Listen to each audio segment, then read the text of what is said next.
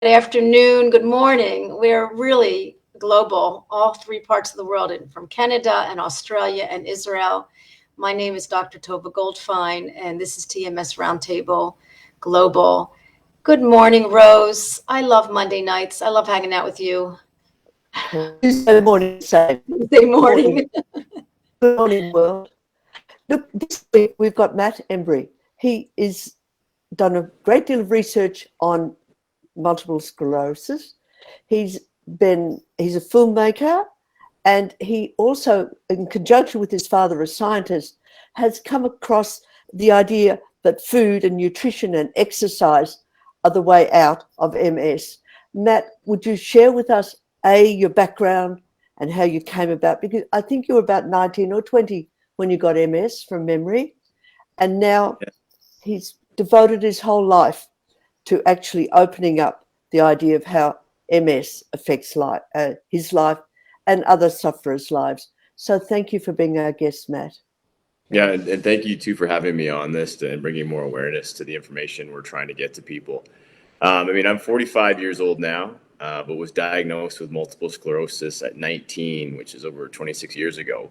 At that time, there weren't many pharmaceutical options for MS. And my father, who's a research scientist, and my mother, who is a nurse, combined really dug into the research. My dad, he was the one who really went to the medical library and started to look at, what are the potential causal factors of MS and what could be done.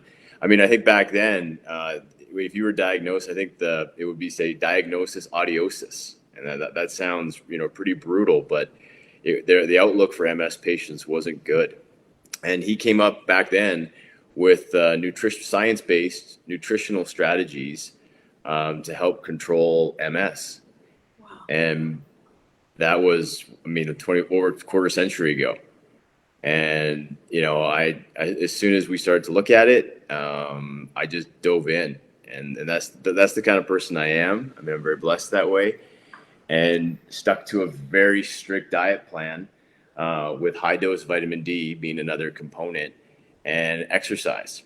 And then later in life, meditation and more mindful practices. But that's been the strategy. And here I am 26 years later, and I'm not boasting, but yesterday I competed in a half marathon, came in fourth in my category. Wow, I saw a picture of you. Yeah, it was amazing on your site. Yeah. And I post that stuff not to brag, but to show people it's possible. And I tell young people when I was 19, my neurologist never said, well, at 45, you're going to be competing in marathons. And, that wasn't an option. Mm-hmm. And so I try to show people that this could be you. And it's just, I'm not special. But I stuck to a program. Here's the rationale behind it. And we give the information freely to people all over the world. So there's no conflicts. We have nothing to gain here except for getting the information to people. Yeah. Well, that's the beauty, Matt, about what you're doing, that there isn't a gain behind the scenes. It's all about giving people information and allowing them to sort of absorb what's going on. Why vitamin D? D3, vitamin D3, right? Yeah. Again, that was something my dad came upon, and actually, if you dig, he actually published in the Annals of Neurology on the correlation between low vitamin D levels and people with multiple sclerosis, and he really got into the epidemiology of showing where the latitude where people were getting more vitamin D than others, and how MS matched it almost perfectly. Right. And again, I live in Calgary, which is we're at, 1,700, 1,800 meter latitude. We're way high up, so we don't get a lot of vitamin D, even though there's lots of sun, right? And I think in here where I live, on your sunniest day, we get as much vitamin D from the sun as you would at the worst day in California. What a statistic! Yeah. So are you saying that there's less MS in California than in Calgary? Yeah. Seriously? Wow. You can go right down to the equator. Well, I think it's the same here. Like, I'm in Melbourne, and I think we have more MS patients than they do in Queensland, where it's closer to the equator. Yeah, I think. Wow. Yeah, and I think there was a study that was done showing if people migrated to Australia, so they were born in Britain, I believe, and they came to I Australia. can't remember, but I do know. Yeah. Yeah, they had higher incidence. Yeah. Because they in those formative years. Why do you think people are getting MS, young people are getting MS? What, why do you think this is happening? Why MS? I mean, Well, I think there's two things going on. I think one, our diagnostics are getting better. And I think that there's more incentive in ways to diagnose people early, because if you can diagnose someone really early, you can get them on a pharmaceutical very young, and MS plays out over many, many, many years, 30 years, 35 years. So if you're on a drug for $50,000 a year, it's not hard to do the math on that for the industry. Again, that's one variable, and the diagnostics are better. And better access to MRIs, and I think people are looking for this type of thing. The second thing is I think people's nutrition have gotten worse. Not better? Yeah, I would have just thought generally. better. Yeah, I think that nutrition, I think there's certainly an awareness, but I think that, and also people need to be very careful. I mean, we advocate for a gluten-free, dairy-free diet. Back 30, 25 years ago, it was like you were living on the moon. yeah. Now you can get these products, but they're full of crap. Right. They're full of sugar and additives, and you've got to be really reading labels. I mean, even 2-3 days ago in our house, I'm like, I can't eat this rice pasta because they've got this additive in it. It's a fat. They've stuck it in there. We've got to get rid of it. Bulking sort of material. I want to move on, but I have to just post this. Penny George is also in our she's a coach in Scotland. She's heard this about vitamin D, and apparently in Scotland they have the highest incidence of MS. Oh my Lord. More than Finland? That's even closer to the Arctic Circle. Wow. I mean, so the less sun, the more disease. Yeah, and there's also too, I believe, if you're on the coastline, you do better because you get the D3 from the fish, or the vitamin D. Oh, okay. So that's correlated as well. Okay. Wow. I also want. I want to put up your name again. Hold on. I'm doing a couple things. Don't know with the fish. Don't hold me to that. I'm not sure if it's the fats or the fish. Okay. But I want to say something that, look, I happen to think that just from my research in the last couple of years, there's just so much more, that inflammation is the basis of disease. And you were reading that over and over again. And of course, Gabor Matai will say trauma is, but when we're anxious people and have anxious thoughts, and we create inflammation, and that's another scientific, enough for a couple of shows to talk about the inflammation. So here the inflammation is in the myelin sheath, and you explained it very interesting in this about the MS, because I'm trying to differentiate. Look, Rose and I would maybe would spend time talking about like the trauma or the feelings or the stuffing of the feelings, or what happened when in a past life to you, or child, or as an adult, or why did your body get MS? I mean, that's one topic, but most important is their immune system is not dealing well with inflammation, and so it's turning into chronic disease. And we think it's because of people's thoughts and actions and behaviors, and it's just a fascinating topic. Maybe Rose wants to talk a little bit about that, and then you want to comment about that. I guess I'm thinking about my mom, who had MS, and like, I will say just that she ate umeboshi plums and brown rice and had the longest remission, but there was just no way she was going to stay on the diet. There's no way that she had to deal with her emotional well-being, which was completely, compromised.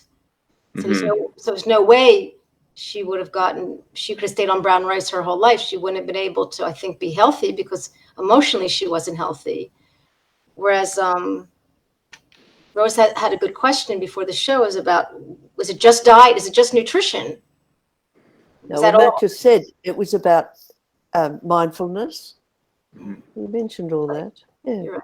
Yeah, I think for me that piece came later. You know, and I don't think I think they're all interrelated in my journey, and I think that they're all, for me, it's been all about discipline. And I think that in my experience, I mean, you know, I also believe that MS, there's likely a viral cause. This is how it starts.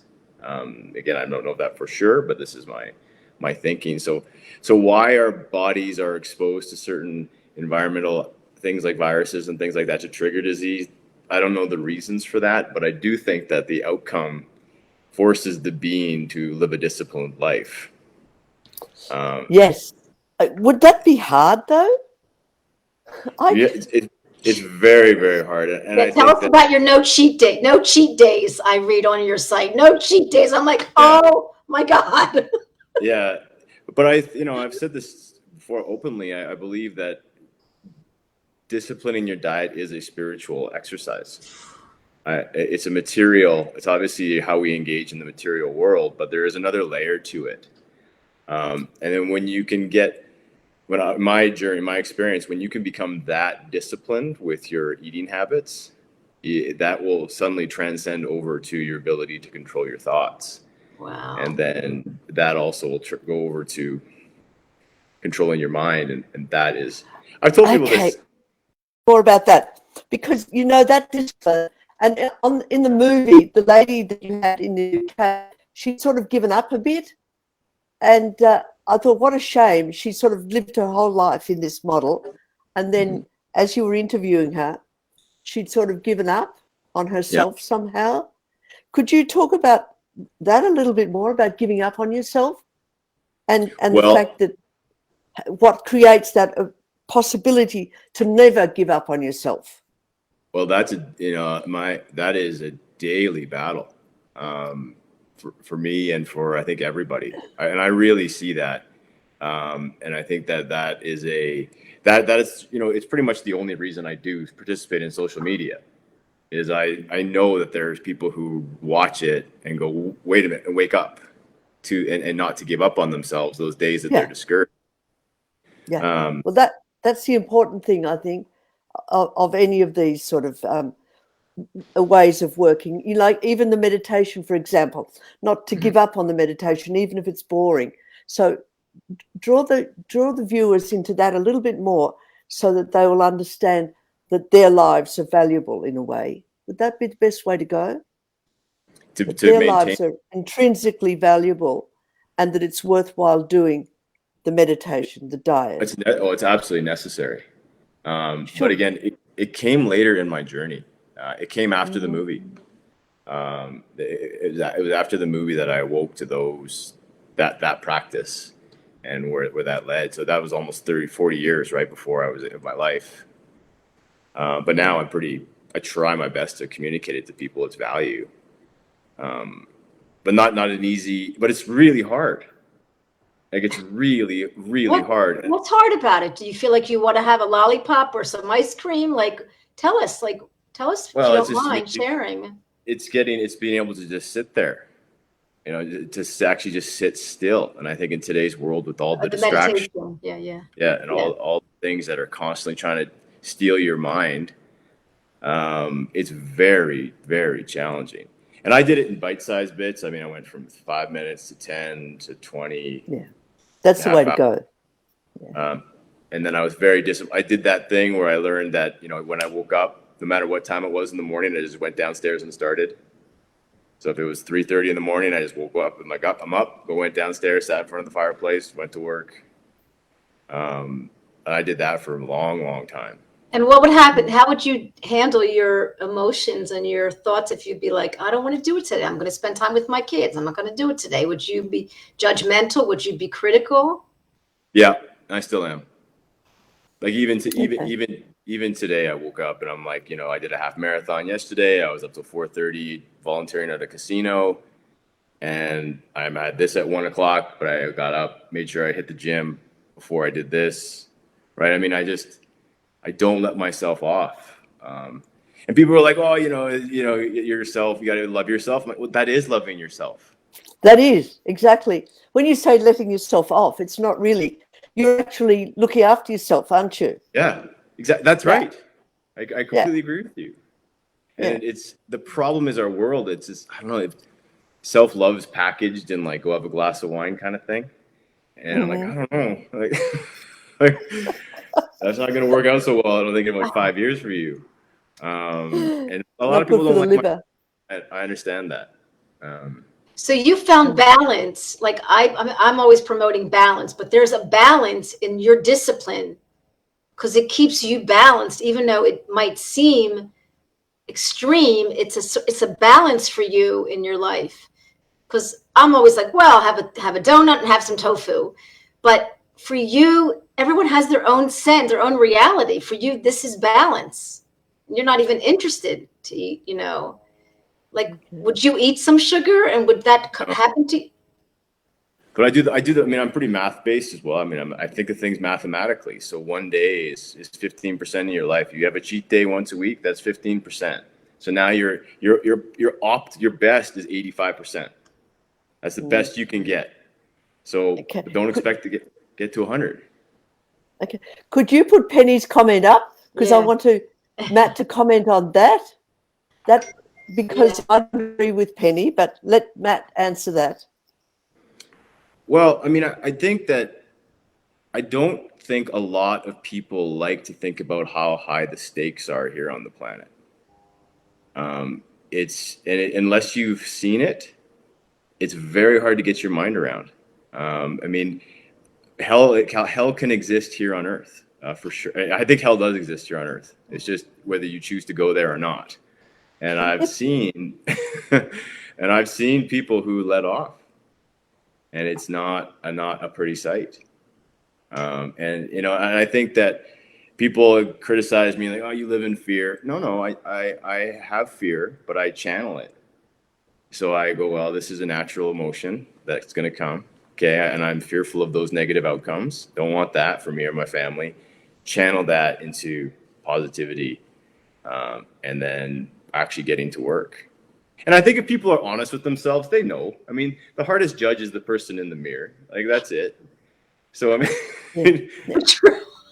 Could I also add, Penny, in a way, when you say put pressure on yourself, wouldn't it also be pressure on yourself to conform to other people when you go off your diet? For me? Think about it from that angle. No. Penny's comment. What would happen if you didn't put so much pressure on yourself? But maybe he's not putting pressure on himself.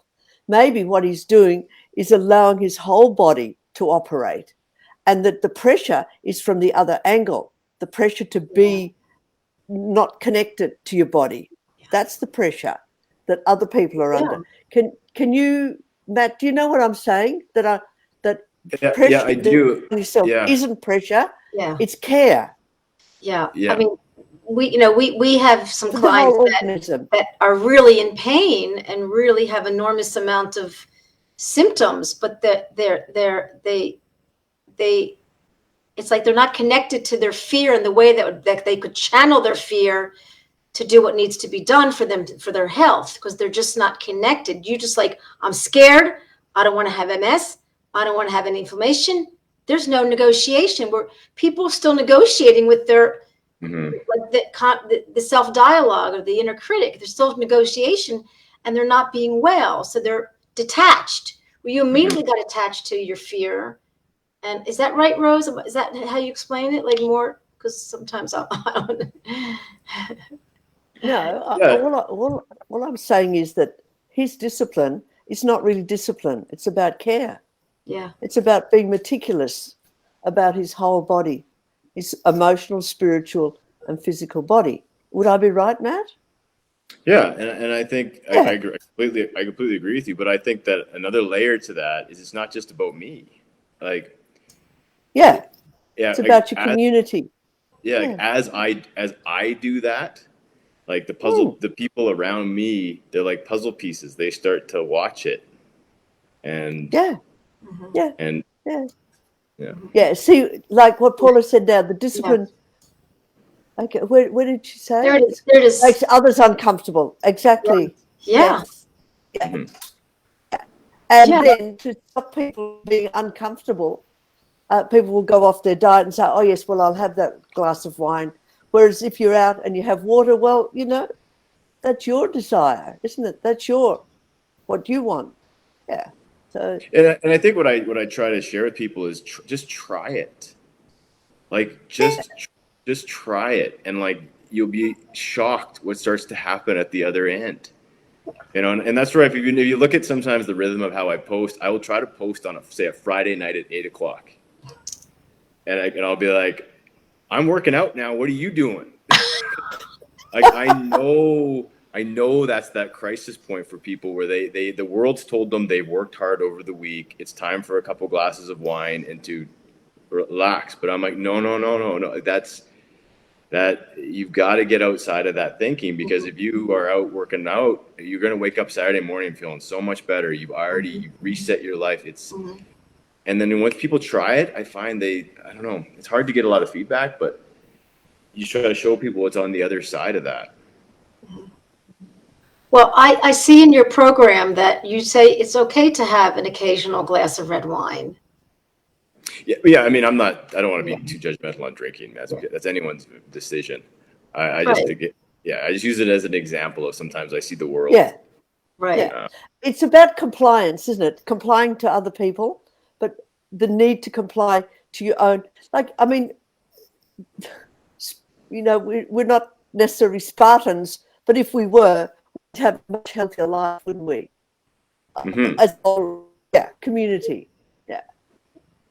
Well, I also see things as, it's where one thing that I'm really thinking a lot about these days is point of focus. So if you wake up in the morning and you haven't selected your points of focuses in good or growth, healthy directions, you're in big trouble. So can you give us an example, please? Yeah. Of what So you mean like, by that? Well, an example would be if you wake up in the morning and your point of focus is lunch, and some delicious meal you're going to have. It's not that that's a bad thing, but okay, what are you not doing now? Right? There's all these things in your life that could be growing you, and if your lunch comes just because it comes because you're doing not the right things, but things that are really bettering you, then you've taken your life in a whole different direction than focusing on a material high or a physical body high that could be quite addictive, whether that be food or narcotic or whatever the case. It's a challenge. Well, look, I'd like to ask you a bit more, because if you're focusing on lunch, you're actually focusing not on the food maybe, but on the connection with other people. So are you suggesting that connection with other people, how do you do that? Because to me, it seems to be part of being human to be connected. We're mammals, we herd, and food is one of our ways of being in that herd, isn't it? Yeah. Yeah. Yeah, I mean, I'm probably not a good person. I'm very isolated. I live a very isolated life by my own choice. So again, I don't think I'm very good to answer that. I spend a significant amount of time alone.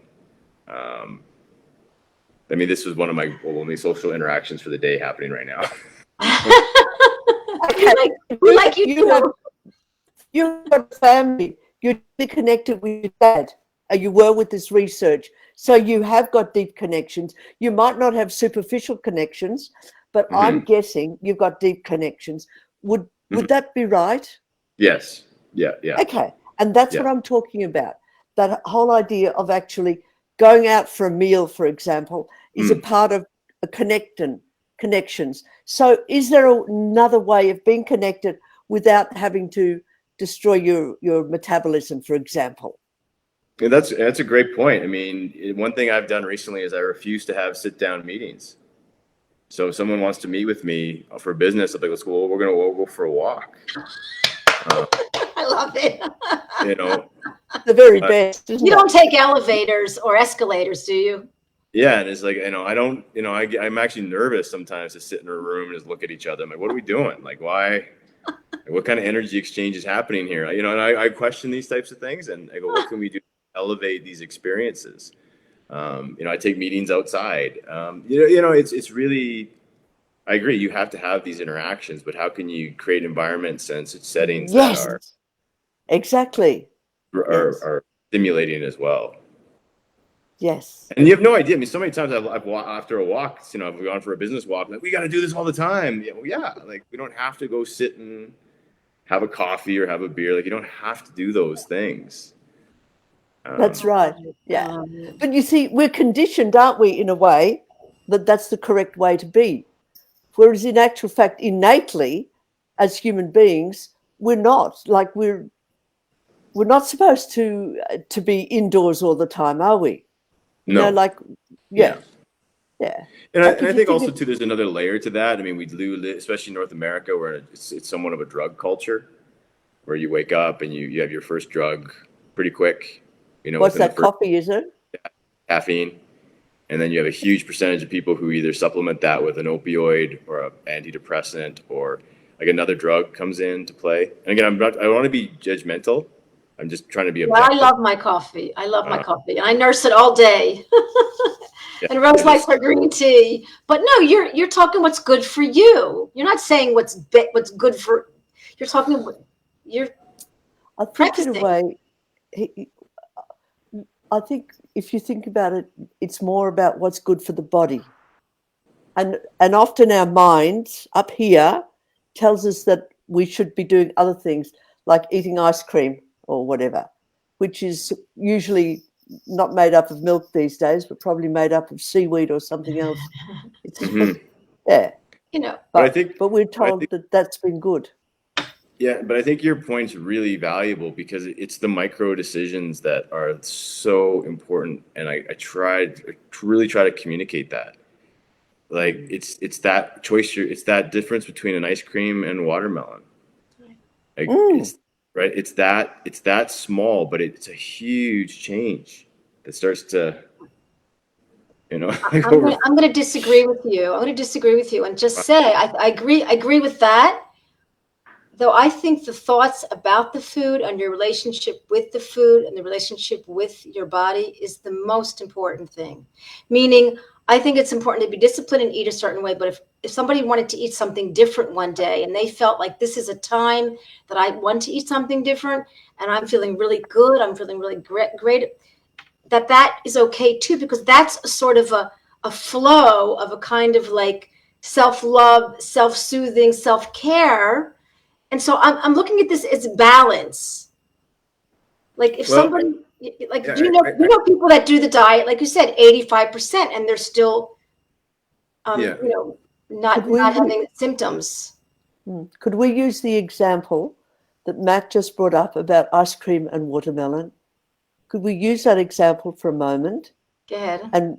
And think about the research with children is if you put out a plate of nutritious food that's appetizing and looks nice and a plate of rubbishy food, the child will actually go. I mean, I can't cite the research, but it's something I've read. The child will go for the watermelon. Yeah, exactly. Yeah. So within that concept, if you think about right now, in this present moment, what's more appetizing, an ice cream or watermelon? Think about it. Wouldn't it be the watermelon? Wouldn't it be the pure, the real food? Yeah. Because the ice cream's a novelty. And sugar, wonderful if sugar and sweets were special. I was in chiropractic school and I went to a party and a little boy never had candy before. And he took a lollipop and started sucking on the stick. He had never had a lollipop in his life. He didn't know which side to eat. And so you see the conditioning. You're right. You're exactly right. It is a cultural, environmental thing. And sugar used to be such a special thing when we would go out or we'd have ice cream. And you're right. Now it's the majority. Exactly. And I think, and I think where we're trying to go with that is the extension of that is now we're into addiction. So now we're into, these foods, these narcotics. I really don't want to come across the value because it's people's lives, but how quickly is it elevating your consciousness? Yeah. right? And then if it seems to me most humans, if they can elevate their consciousness quickly, they'll do it. So Yeah. they don't want to do the work to like, it's like Listen, much easier to yeah, take a pill than it is to do a yeah, 20K. always. I want to But just you're chasing answer. the same thing. I want to answer a few questions from some people that so happy to hear that. Ludi, so happy to see you. She read that, but interesting. She said her question is, I read about that, but interesting also, furthest from the equator, the more depression and mental health problems. Could it be related? Yeah, I don't know about that, but that seems to me that, I mean, I think there's been a lot of research on sun exposure and Definitely. So I wanted to answer Mathew Robertson. Nice to meet you. I've not seen you here before. Welcome, welcome. I don't really know what this is. She suffers from oral lichen planus. Do you know what that is, Rose? Which is an autoimmune condition, and it started just after having one of more stressful times in her life. Thank you for sharing that. It's not uncommon for the. Yeah, that's when you get these problems, isn't it? Yeah.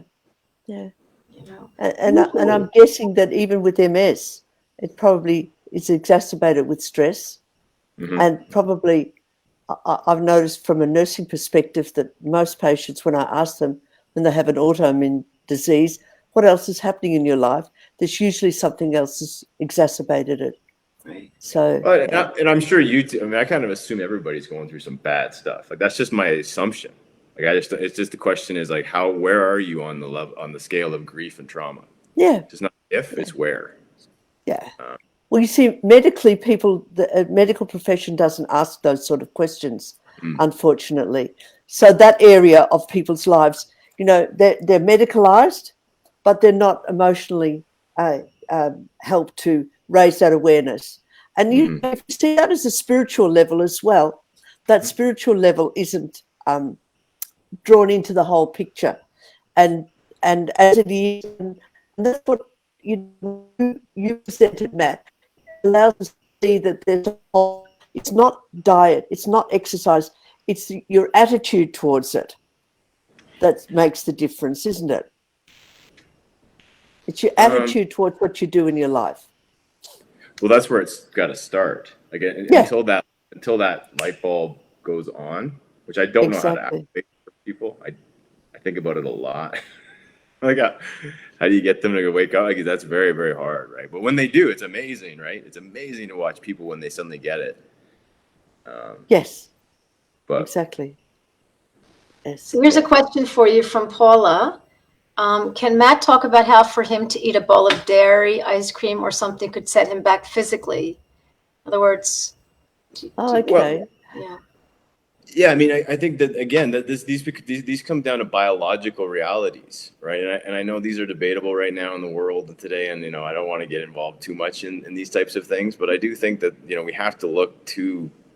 I think we do have to look to some sort of sometimes biological cause and effect models, and I think we try on Direct MS to put the science of if you eat dairy, here's what it's doing to your body, and here are the triggers that are going to happen.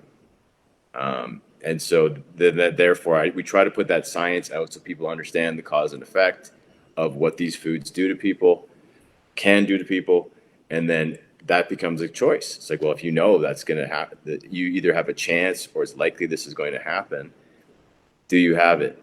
And that's where my perspective is no. Like, why would I do that? Like, here's the rationale. Right. Whether it be from an evolutionary perspective, a biological perspective, and then ultimately maybe from a spiritual perspective, it's a device to make you disciplined. Right. And again, I don't understand how that works. Right.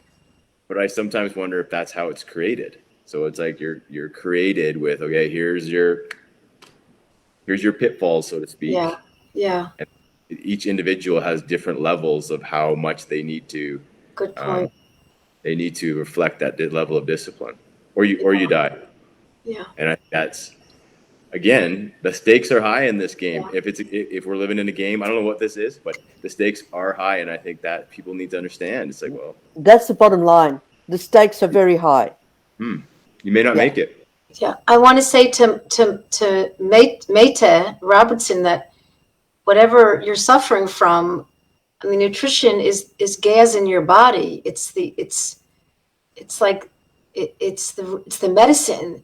So why wouldn't anybody with autoimmune disease be 100% focused on what's going in their mouth? Just I imagine your program, which is on mshope.com, is for anyone with autoimmune disease. I can imagine everyone's succeeding on that. Have you talked to people about that? Yeah, it's a really great point. I mean, we haven't done a lot to an outreach on that, but wow, we get so many people who've had colitis or arthritis or other autoimmune conditions who go on the program and do really well. And I've even had personal friends of mine, recently in my son's soccer, one of the dads, he just started it, and we gave him the cookbook. He had another issue. The guy's lost over 20 pounds, totally transformed his perspective. And this is within 6 weeks this happened for this guy. And so, it's amazing. And for me, I tell him I'm so inspired by you. Like, it's amazing to watch what you've done. And we try to share with people. It's about optimal health. And that's it's a free cookbook. It's a free cookbook, isn't it? Yeah, it's all free. mshope.com. Yeah. Right? Yeah. It's amazing. And it was written by your mother. I know Yeah. your mother passed recently. I mean, she was in the movie, and then so it was written by her, and she's a nurse. She was, yeah. Amazing. Wow. So look, again, MS is let's talk for a minute about MS. It's an inflammation disease. You think it's something different than any other inflammation condition? Well, I think it's driven by a virus. I mean, I know that's my thought. Again, I don't want to be, I'm not saying this is definite, but I think this is what's happened, right? And then it's like I call it long haul Epstein-Barr. Wow. So you get a viral infection. Certain people with certain genetics, their immune system reacts a certain way. Again, I'm not saying this is what the definitive. This is my own theory, my own thoughts, just having been in this for so long. And a recent study is showing 100% of us have MS. Like, okay, like 100% of people with MS have Epstein-Barr. Oh, okay. Wow. So and then it's a lot. It's a very, very scary disease. A couple of our doctor colleagues talk about the fear of the pain or the fear of the disease. It's just so much worse than the disease. So important to be in touch with what's going on in your heart. Yeah, and that's exactly why we did the website, because the imagery of people with MS is just so brutal, right? And so you go, well, look, we got to change that. People need to have different models of reality for how this can go. And there's also something called progressive MS, okay, which that means you're just that's what my mother had. Yeah. So, but I tell people I have it. I'm progressively getting better. So good on you. I love it. These words can be, they can be very powerful. It's a chain. It's a chain. Yeah, it's like lot. Yeah, and so people go, oh, really? I mean, yeah, that's what I'm doing. Like, I'm on the way up every day, and I'm on the way up with every single decision I make. Matt, that goes actually in a way that wording creates motivation. And you're using the word discipline. I think that's the word you use, but in actual fact, it's motivation, isn't it? Yeah. Again, it's another type of word. When you say discipline, it seems like you're in the army and you've got to march day and night. You're right. Right. Yeah. But motivation is a joy, isn't it? I'm motivated. Yeah. The spirit in me says I want to have a full life, and that means eating broccoli or Brussels sprouts. A lot of it. Yeah. Yeah, and I think, I agree with you, and one thing I would challenge is that motivation can sometimes come and go. And okay. And I think for me, like, this is my own, like, I'm not saying I'm right. Yeah, but tell us more about that. Draw that out so we get a better idea of what you mean. Well, sometimes it's that concept of, like, I feel like doing this, or like maybe, and I really kind of push back on that. If people tell me, I get a lot of people write me and go, oh, your body's going to tell you. I'm like, well, sometimes you got to tell your body who's boss. And that's, and I have so many times in the past 20 years where I felt just terrible. Like I want to go lie on the couch and just die. Right. But then I push myself to go run. And within 20 minutes, I'm back to where I was. That's chemical. That's chemical. Yeah. And so the question is like, well, if you listen, it's okay, but why did you want to stay on the couch? That's the question that I'd like to ask. Why did you want to neglect yourself? Because that's what lying on the couch would be. Yeah, I don't know how those processes work. Like, I don't know if you somehow like the blood flow is not working. That's that question where it's like, people say I run, but people don't say I grow my hair, right? like, I don't know how the body works that way, but I know it. You're out of control of it. At one level, you're out of control of your body, right? Like my fingernails are growing, I can't stop it. So when I'm that tired or fatigued, just like don't feel like I did anything to do this, but now what am I going to do about it? Right. Okay. Look what Laura said. Very nice, Laura. Yeah. Motivation comes after action, not the other way around. I want to think about that for a minute. Motivation comes Laura, tell us more. Yeah. Not the other way around. Also, and motivation is movement. Like when you're motivating, you're in movement, and movement is just emotionally, physically, chemically. Motivation comes after action. Oh, so the action has to come first. Then you're motivated.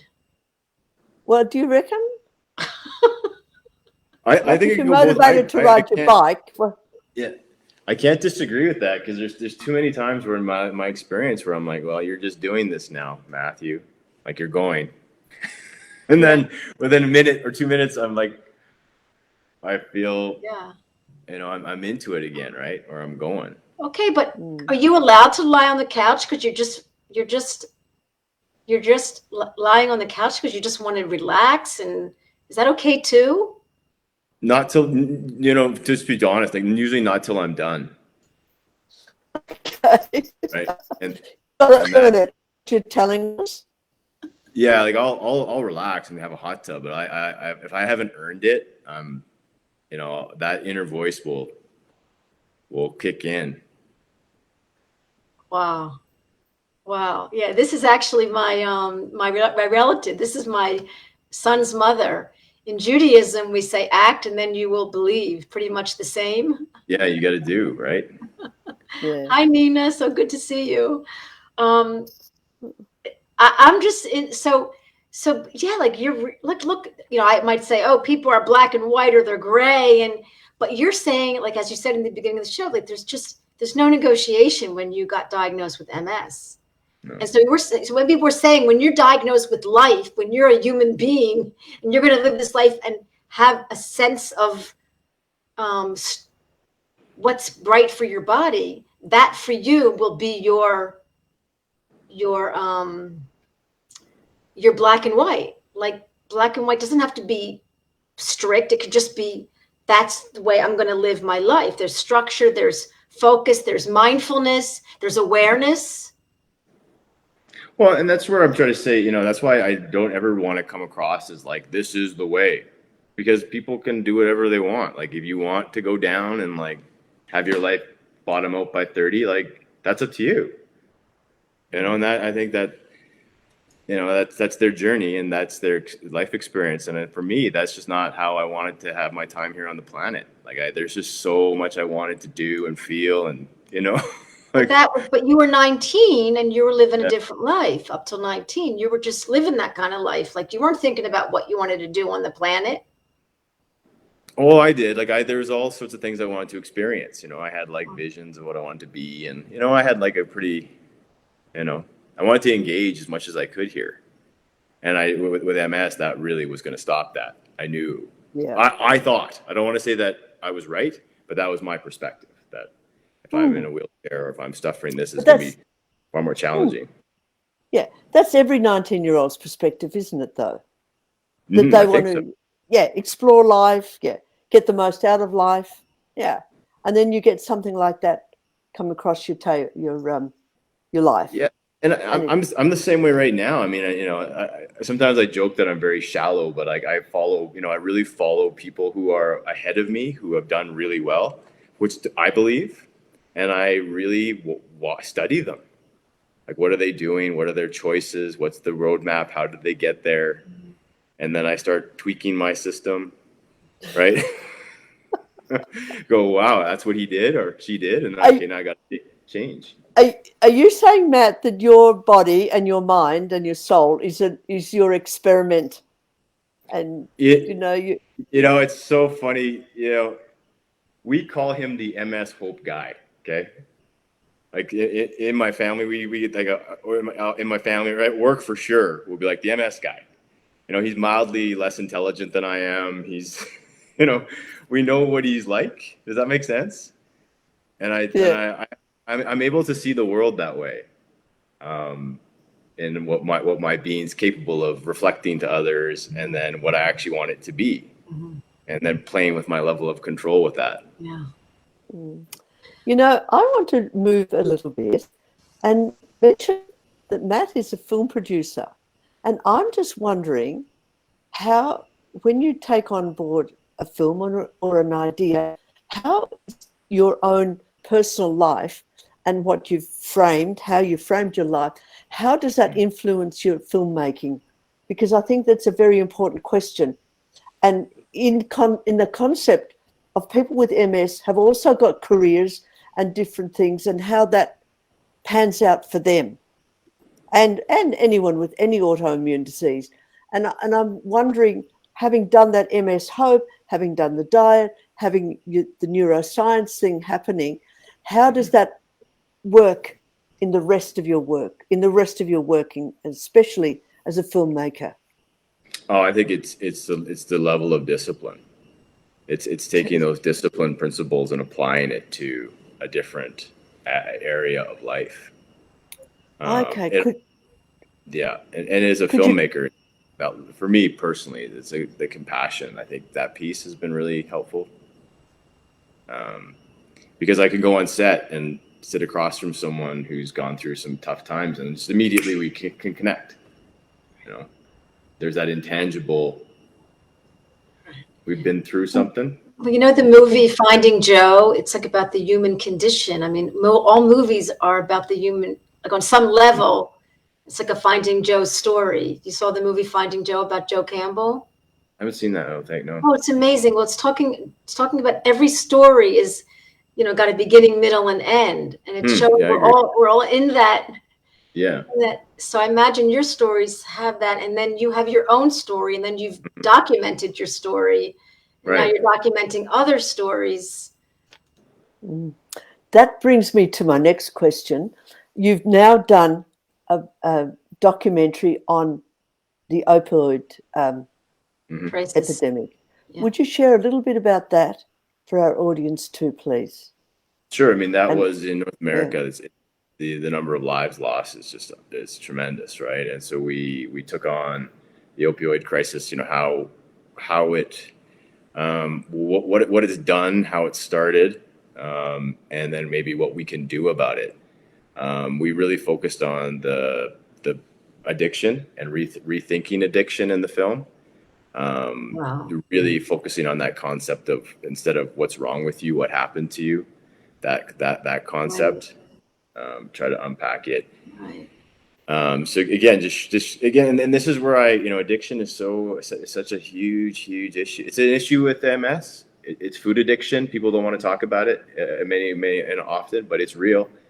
And and I think where people, we try to, and also in the work we try to reframe, not using words like junkie or clean, or how can we remove these words to consider? No, addiction is something that affects so many people. So true.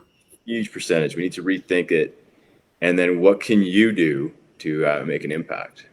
Wow. Could you give a link to that so that we can put it, Matt, on the thing here? Is it like the www something? No, it's on YouTube. It's on YouTube. The documentary? Yeah. Oh, wow. What's it called? It's called Painkiller Inside the Opioid Crisis. Wow. Painkiller Inside the Opioid Crisis. Opioid crisis. Yeah. as well. And I think it's, and again, you know, and I get on my soapbox and talk about this stuff. I think addiction is, it's such, it starts so early now, I think. And I think it could be your phone, it can be your, you know, and I do worry right now that there's so many distractions. I mean, for me personally, about 2 months ago, I stopped all mainstream news, like all of it. I said, I'm no longer engaging in this. This is a very A lot of potentially people are going that addictive. are making that, you know, decision. Yeah. Yeah, and it's not bettering my life. And it's just like, well, I'll be uninformed. Not true. Like I saw, you know, I've got enough information to do my day to day. Exactly. Yeah. And so it's, Yeah. you know, and one other thing, I don't know if you two talk about this, but accountability is a huge part of what my message too. Okay, that's very interesting. Explore that a bit more, because that, who you're accountable to. Yourself. And, Okay, can you and I share a think bit more? Well, once you, like one journey, one part of my process was, you know, one period of my life, I would say out loud to myself every single thing I did or thought wrong that day before I went to bed. So you had so some things were you labeled wrong, that your thoughts were wrong. Yeah, or not healthy, not healthy. It was negative. It was negative. It was hurtful. You know, if it was like mean, or if it was like, you know, arrogant, like I just started to kind of chip away at myself and be like, you know, you didn't have to say that at work, or, you know, and that list was real long, right? But it was daily accountability to myself. And I just started chipping away at it. And then, you know, and even with my kids, like I think I posted it on Father's Day. I wrote them a card and said, write me back how I could be a better dad for the next year. Not easy to do, right? Because you're like, oh, what are they going to write? But you know, it's about, you know, and I think if we can somehow start report cards, because report cards end in grade 12, well, no, like I think it's got to keep going. Wow. Like, how else do we measure ourselves? I've got a feeling that accountability is tied up with discipline in a way. And I think accountability, discipline is sort of like being in the army. Accountability is accountable for your life. Like, you're given a life, like we didn't ask for our lives as far as we know, but we've got one. So how do we operate that life? Well, so another amazing word. Like I have 60 shows, and we've done in Hebrew, and then Rose and I have I stopped counting. This must be, it's almost 2 years in March, so maybe 85, 90 shows. And so many people have healed from cancer to fibromyalgia to arthritis. I mean, you cannot believe the stories. This is the majority of healing now. This is not the minority anymore. There's no spontaneous remissions happening. The body will heal. And Rose and I are seeing it all the time. And the thread was not the nutrition, which I'd be curious to think about that with people, but the thread of people, the similar thread of what they all are doing is taking responsibility for their health, for their feelings, for their negative thoughts, for their children, for their family, for their nutrition. They're taking responsibility, and that the healing continues, and they're living a vital life. Yeah, I mean, you know, I'm not going to at all. I mean, this is complicated material to get into, because you're now dealing a lot with anecdote. You don't have the scientific strategy, you know, backing. Because we didn't study responsibility on the brain, or I mean, yeah. Where it's like, you know, I'll just tell you a story, and I'll just be very open. I had a shoulder injury, okay, that I couldn't fix. Okay, so then I went into deep prayer. I used the words directly to speak to the Elohim. I used those words out loud. I had a huge sensation come through my body. Within 2 days, I was healed. It's very hard to have that. Very scientific to us. Tell that story and people just stare at you, and you're like, yeah, no, but I use these words, and here's why I think that frequency or the vibration I created by using those words, or how I connected to the higher powers. I don't know how it works. I'm honest with it. I don't, but it did. No, Norman But Cousins can heal from laughing and watching Three Stooges movies. You can heal from prayer. Right. And so, but it's very hard to, it's hard to get that information out. I know. You're preaching to the choir here. I know. You're right. So the question is, okay, well, we know diet plays a part. Nutrition is for sure an aspect. So it's like, well, what can we get to people? And then where do you go from there? Knowing, in my opinion, that the journey doesn't end. It just seems like more doors keep opening. Well, we're about to support and promote a movie with another woman called Love Heals. And she had 2 back surgeries, failed, and she got completely better as a producer, her partner followed this. I just saw the trailer, and they're following a 1,000-year tradition, and Bruce Lipton's talking, and a couple of Indian. Oh yeah. Okay, and I'm telling you, so this is Love Heals. Rose. The heart heals. This is chemical. This is the placebo. This is chemical. This is Joe Dispenza work. This is all chemical. So it can be studied if somebody wants to study it.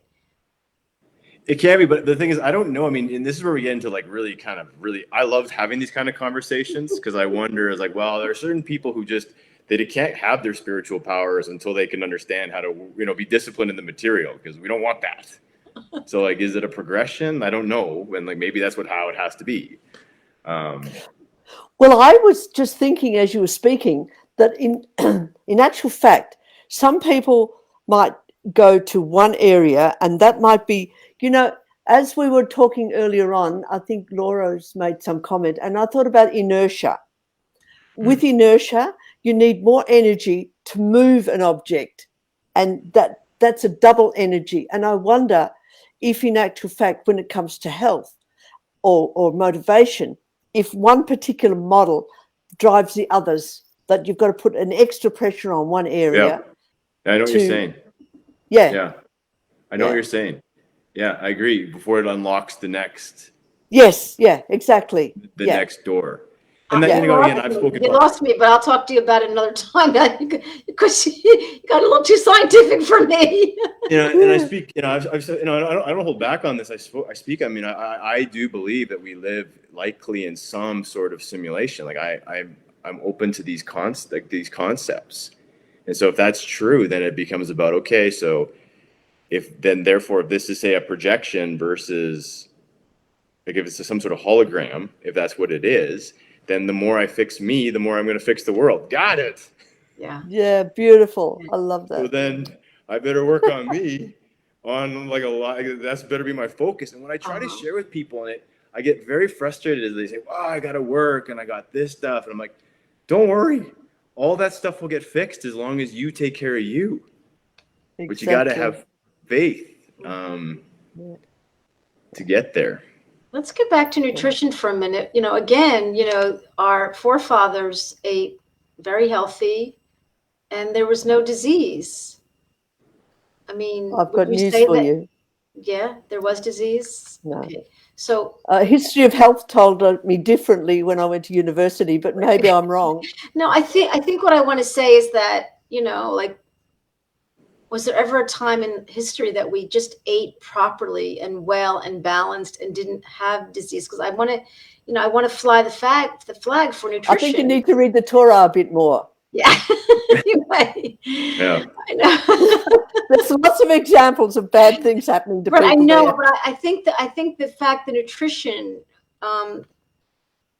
like Rose's question before the show was, is nutrition the top for you? For you personally, is it the top, or is spirit the top, or is emotions the top? Well, again, and this is where I believe, in my belief system, someone called belief system BS the other day. I thought that was genius, but my belief system is that it's all the same. It's all connected, right? It's the food is a spiritual exercise, and eating is spiritual. It's the incense for the soul, isn't it? Yeah. And I think that God will give us the truth and we may not like it. So it's like, well, the truth is if you jump off a bridge, you're going to die. Okay. You can ignore that and think that that's not the case and go try. But it's up to Check you it out. to accept that truth or not. The truth of gravity. Yeah. You can accept a material or a law of nature or not. It's up to you, but there's going to be outcomes, right? And I apply that same thinking to nutrition. So I go, well, if I eat this way and this is what, it shows it will do to the body, then I either can accept that truth or I can not, and then deal with the outcomes. Does that make sense? Could I just sort of say to you, Matt, and to Tova and to the audience, what Matt has been telling us is that we've got to have a holistic view, a holistic approach to our lives, whether we're in wellness or in ill health. But this holistic approach is important. And for people who are healthy or who don't have somatic pain or who don't have an autoimmune disease, they're in a lucky position. So that whole symmetry needs to be acknowledged or sort of worked on somehow so that they remain healthy and remain able to be in charge of their lives, so to speak, rather than dependent on the medical profession when they turn to, when they're 60 years old or whatever. But that holistic approach about their lives is important. Spiritual, emotional, all the connections that they need to have as mammals, as a herd group of living beings, needs to be nurtured from day one. It's a beautiful point. And it made me think that, I don't want to put doctors down, but you would think that they would understand nutrition and use that as a method. You would just assume that nutrition would be an important. Tova, okay. They do 7 years, I think, at university, learning about the body systems. They don't know everything. They'll have 1 semester on nutrition, and they'll tell you that. Yeah. And unless they've actually done a postgraduate course in it, they're not able to help you. And that's why we've got nutritionists and all those people to move across. But it's not that easy to get all that support, and it always costs money as well. Yeah, doesn't it? Yeah, and I also think too, just having done other documentaries in these same areas, I don't think it's part of the design. So when we come into this world, getting the answers to find the optimal self is not as easy as you hope. So you assume the education system is going to give you the information. You assume the healthcare system is going to give you the information, right? You assume the government's here to help you. It's my naivety that, we're not learning. Trust me, I was there. It took for me to finally go, wait a minute, this thing is like a trap, right? There's some good stuff here for sure, but I got to get out before it gets me, and I think that I apply that model to whether it be an education system, a church, whatever. I mean, I'm very careful of when I have enough information to really optimize me and my community and then move on. So you're saying, I like what you're saying, because it's not fair for us to judge and be so many people are angry at the doctor, and this presents another type of illness or inflammation or chronic pain, and just, deal with our anger. So I would like to leave the show and leave tonight with a little bit of acceptance for the system, which is eating itself up, and it won't stop itself. Right, and then and accept it, bless it, and move on and work on yourself. Work on you, and don't. And another one of my other messages is help is not on the way. And if you, oh wow, that's making somebody responsible. You be responsible. Yeah. Help is not on the way. Help is not on the way, and it's and I've proved it out. Where it's I live a life where, I've got tens of thousands of followers. I have my personal phone number on the website and the Facebook. You would think someone would call me up one day and be like, hey, want to go for a run or want to go work out? Almost never.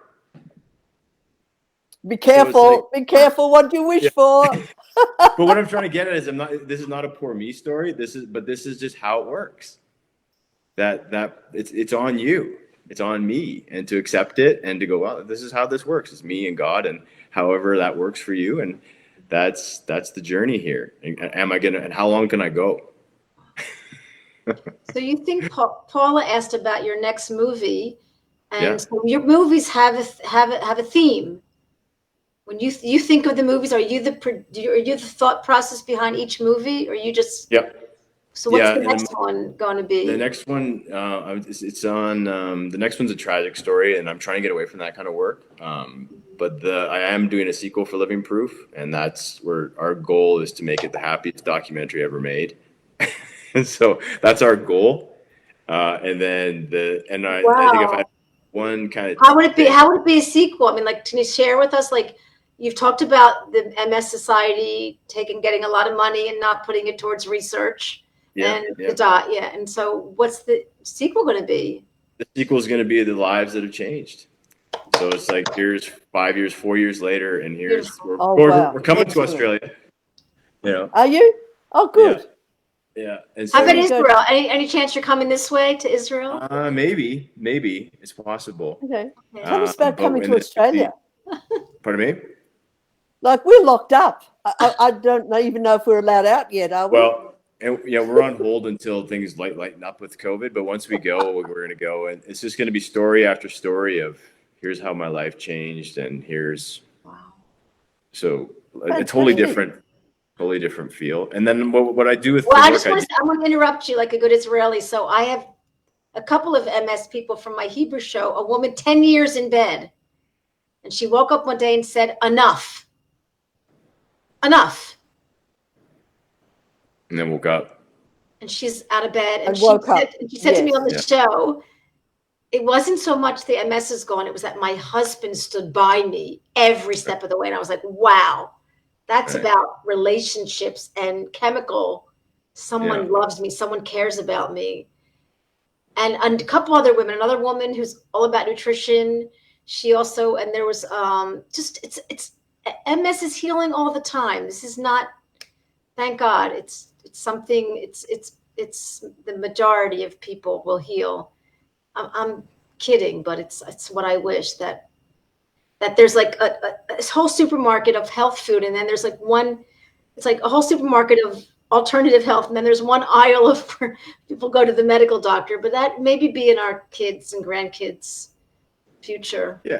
Yeah, and I think it's also too, it's, with the sequel, how do you get people to be receptive that the information's coming? You just got to be aware. Yeah, it's free. The information's free. You don't have to pay for it even. I like Robbie's comment. Robbie is talking about hospital food and aged care facilities tell us how unaware of how specialist doctors and systems are ignorant of wholesome food. Wow. Yeah. Well, I mean, I think again, that's where I go back to, because here's the thing. Here's a story for. So we exposed the MS Society. We're like, here's how much. I don't want to say exposed. We revealed. Here's how much they spend on research. Well, we did a recent follow up. It's gone down since the movie. So I'm like, okay. So then, therefore, we weren't able to move that tectonic like that. That plate we can't move.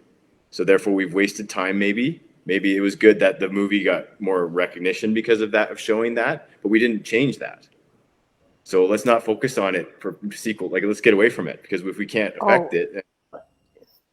Like, the pharmaceutical companies are not shifting one bit, especially with COVID, which gave them enormous amount of power. Yeah. So, but my perspective is, and I don't want to come across too base, but like, if you're playing a game of basketball, the rim's at 10 feet. At one point, like, it's at 10 feet.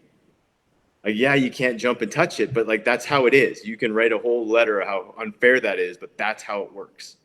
So either you're going to play the game and complain about it or move on. And that's kind of how I see these big structures. So you're like, well, these things may just be set up for the adventure. So if they're set up that way, pardon me? They're set up for themselves, aren't they? for the Well, Yeah, and they're also set up for you. Devil's advocate.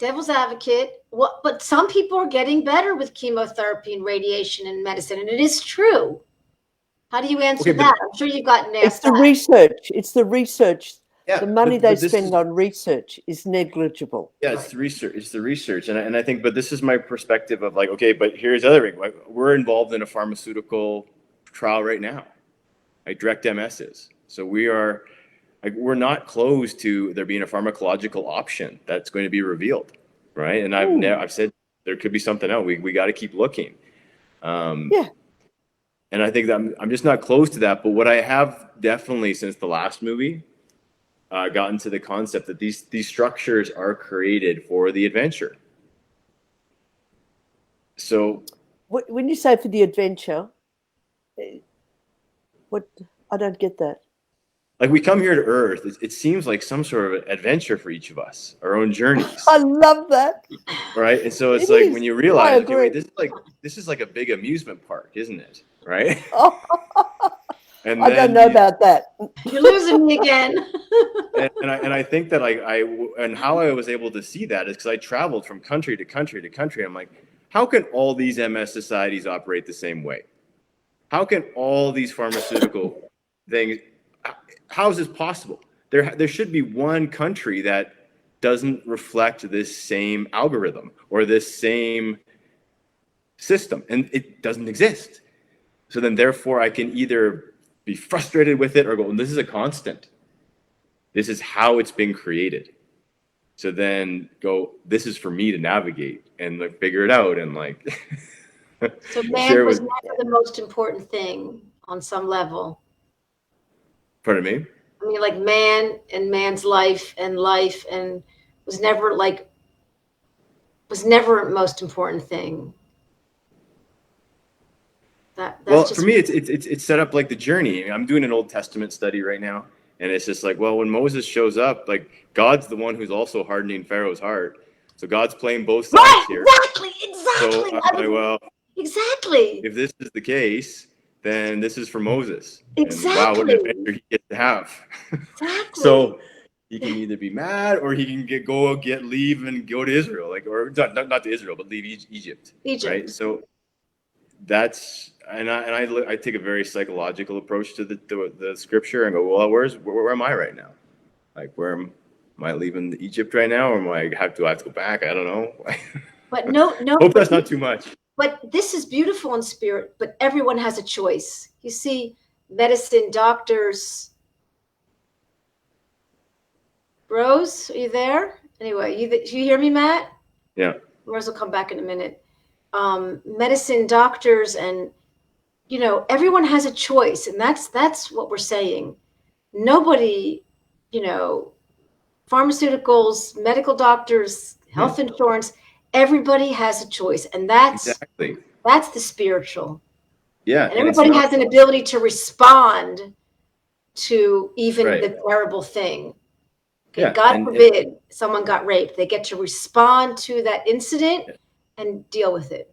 And it's not all terrible. And I think that's, again, where that black and white, where it's like, well, that's why I try to acknowledge, like, the MS Society is doing great work in certain areas. In certain areas, I don't know if they are. And that's that. But again, people in today's world want to pigeonhole you. So you're either anti-pharma or it's like, oh no, I'm not. Like, I'm not. I want the good from everything. I want the good from the healthcare system. I want the good from the natural or more, I guess, alternative. Beautiful. And that voice it's becoming harder and harder to share that with or get people to understand it. No, it's very deep what you said. I don't really have time to process it about Pharaoh's heart's hardened, as if like Pharaoh is a child of God also. So how can? But it's for Moses. Like it's for Moses, right? And so it's like. If Moses didn't have the problems, then he wouldn't be entertained. Yeah. And he what would he do? And then he couldn't go talk to his father-in-law. And it's like, like I get it. Like, but it's, pardon me. We had a show last week about spiritual and God in healing, and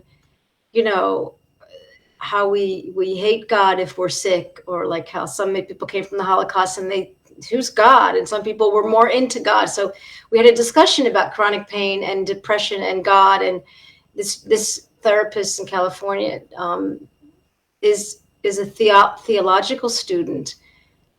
He was, and then he applied it to his psychology, and he speaks at his church, and he's a psychologist, and he speaks about, like, where does God come in when we feel like a victim and all this amazing stuff. And this is kind of like the thread we're talking about.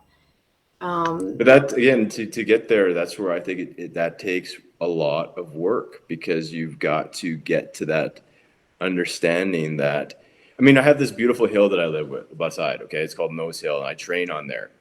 So I train, and it's so beautiful, okay? But the hills are horrific to run, okay?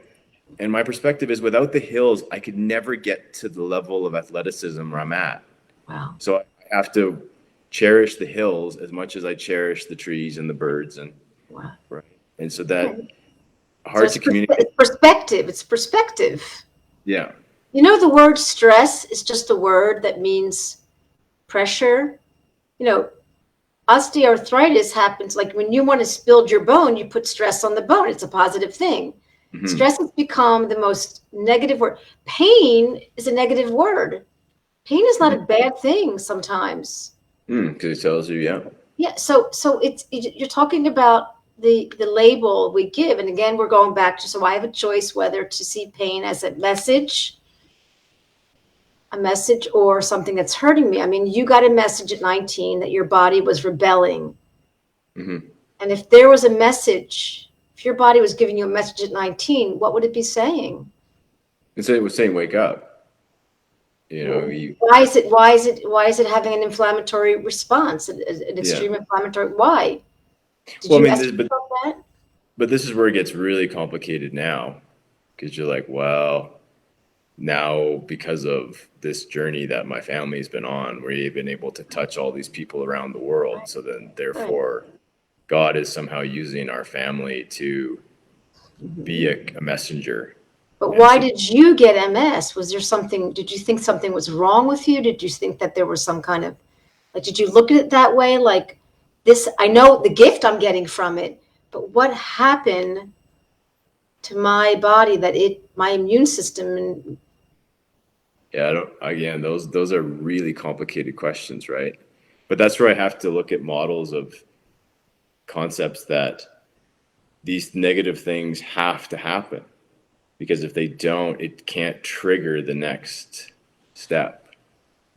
It's a beautiful way to put things into perspective about life. Like, you're not a victim. It's really. And I think that's evidenced in the Bible and in many cases, in the New Testament as well. Very few people want to go there, but it's true. So, like, well, it's, and then again, and ultimately, I think you said the key word, it's choice. Yeah. So now you have a choice. Yeah. Well, anyway, Rose is, she's not in Melbourne. She's staying with her brother in the country somewhere by the sea, by the water in Australia. So she doesn't have the best internet. So I thought she would come back.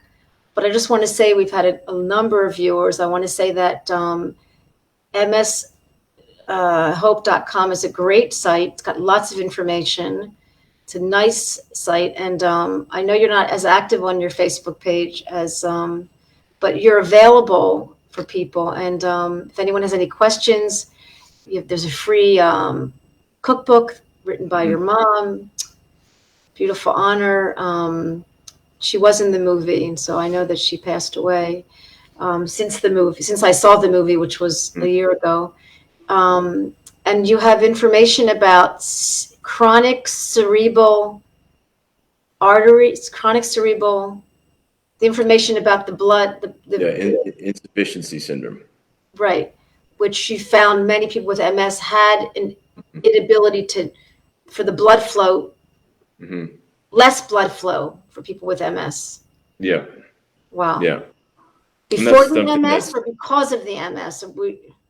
Again, that's more research needs to be done, but it's certainly a factor. that we believe to be true. So again, we advocate for more research in that, and that there's clinics that you can get checked to see if you have. Right. That's written on it's written on the Yeah. your page, and your nutrition program, which is yours, you made up with your father. Our dad did, yeah. And every Tuesday night, every Tuesday at 2:00, Mountain Time. Yeah, 2 p.m. Eastern time in Canada. Eastern time in Canada. Yeah, we do a Zoom or Q&A, and Yeah. try it Tuesday. You and your father come on and talk about nutrition. So anyone wants to come on and speak to you, they can get the link from your Facebook page. Yeah, and then my phone number is available, so people have. What's your Facebook page? At least it's Mathew Embry with one T. With one T. Yeah, and then I think that, and then the MS, but you can also get to the MS Hope one. The MS Hope one is probably the better one, and that you can just get through the website. Like you just go to mshope.com and there's a link. Great. Okay, great. Terrific. So so sorry, Rose. She usually says goodbye. She didn't say goodbye. Thank you so much. Yeah, I really enjoyed talking to you both. I always say that I'm going to be doing the show till I'm 120. Moses was 180. I'm going to go to 120. I think you're going to be around for a while too. Rose isn't going anywhere. She's feisty. And I think we're going to have you back again, maybe about the opioid. It's fascinating. A lot of our work is about chronic pain. And I just love that, to use us as a resource. We just love, there's so much on Facebook that I keep seeing, and they're kicking me off here and kicking me. I'm just hear me this. I just want to say this. I just want to say one. And, I'm always saying, if you're interested in this kind of work, it's out there. Healing is happening all the time. The human body can heal over and over again. This is science. So I'm a fighter like you. I'm like going to just keep knocking on the door of these Facebook pages. And, can I please come in for a minute? I'm climbing in a window here. Yeah. So be in touch with us if we can help with anything. Rose and I just really, really just so enjoyed the show, and really appreciate you in the middle of your day putting on a white shirt. Yeah, I get all dressed up. Thanks so much, Matt. Take good care. Okay, thanks. God bless. Bye-bye.